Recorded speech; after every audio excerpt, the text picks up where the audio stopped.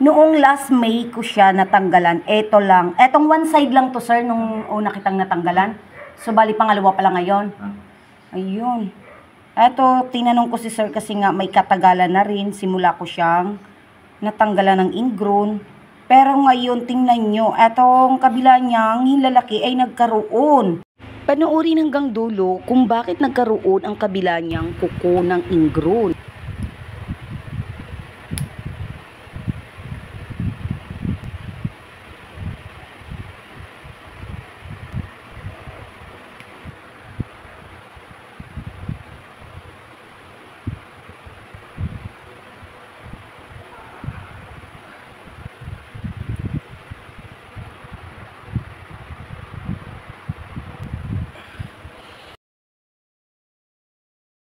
So, eto na mga viewers ko, titigan yung maigi. Ayan ang ating nakuhang ingrown. Thank you for watching.